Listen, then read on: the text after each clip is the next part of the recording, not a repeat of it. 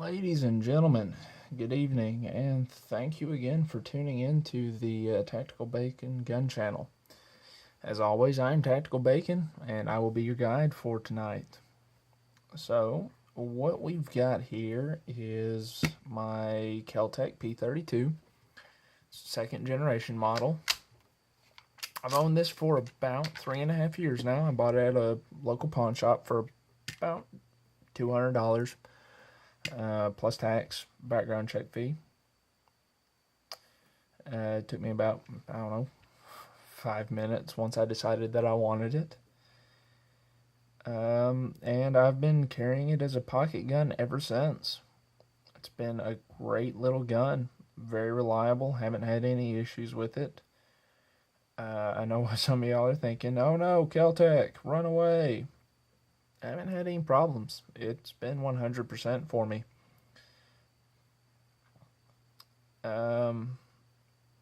Slips into my pocket, hides really well. There, it's clear. If I put my hand on top of it, you can't even see it. Don't even know that's there. Really great little compact gun. Perfect for sticking down in your pocket. Or if you've got an ankle holster for it, it's very lightweight too. You wouldn't have any problems carrying it that way either. So, a little bit about it. It is a semi-automatic 32 ACP caliber pistol. Standard capacity is 7 rounds. Keltec does offer a extension that will add 1 round capacity to a standard 7-round magazine, and they also offer a 10-round magazine. One of the things I really like about Keltec is they're very innovative, and the price on these magazines is not bad at all. Brand new from their website. I want to say that this 10-round extended magazine made by Metgar, probably the best magazine manufacturer out there. But this Metgar produced magazine, something like $20. I mean, that's incredible, especially when you consider magazines made by Metgar for a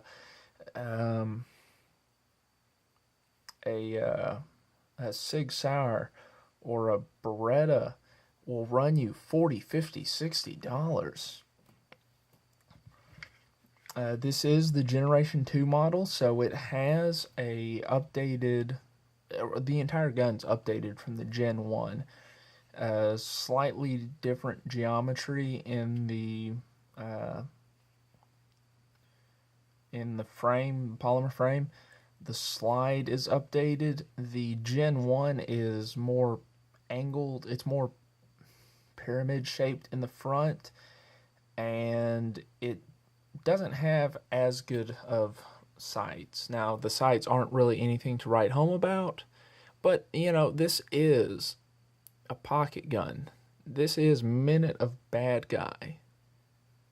At 10 yards, if you rapid fire this, you can put them all in a torso shaped target pretty easily.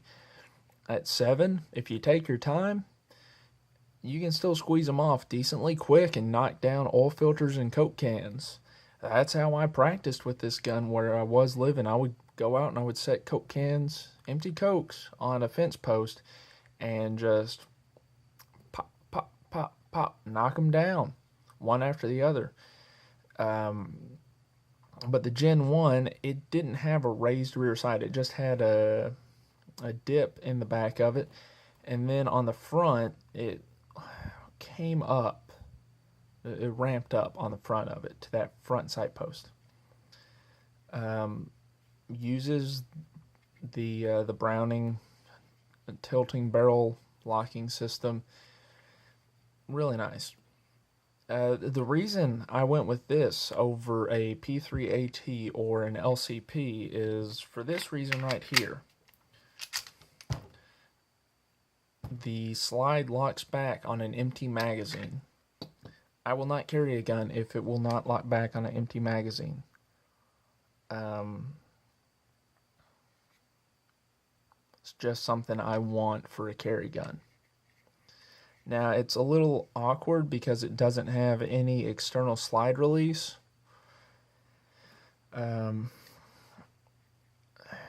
That's one thing I think they could have improved on with it, but I like that it locks open on that last round. P32 has no such provision. The LCP has an external control that allows you to lock the slide open manually, but it does not lock open on an empty magazine. Now, the LCP2 that just released rectified that issue, but I don't plan on replacing this with one of those anytime soon. Takedown's a breeze. All you do is pull this pin out and release the slide, and it goes home, or slides right off and then takes apart, like most other Browning lock barrels. The trigger's a little funny. It is a hammer-fired gun. It's a shrouded hammer. You can see it in there, and you can see it move when I pull the trigger. It's a double action only trigger. It's a double action trigger. You can see there's a lot of take up there, and you can see the hammer moving there in the back when I'm pulling the trigger. But the thing about it is, once that hammer falls, unless the slide moves, that hammer is down. I can sit here and pull the trigger all day, nothing's going to happen. But when you rack the slide, it cocks that hammer again. The trigger doesn't change position. But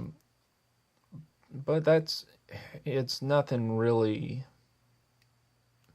It's basically a hammer version of a Glock striker system. Glocks are the same way.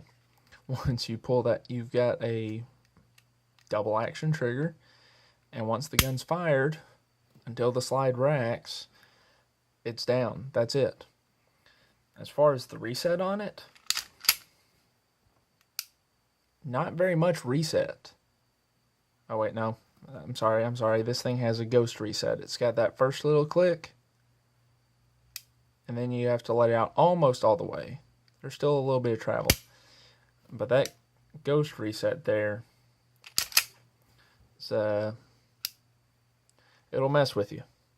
It messed with me at first. It's still, as you can see, it got me just then.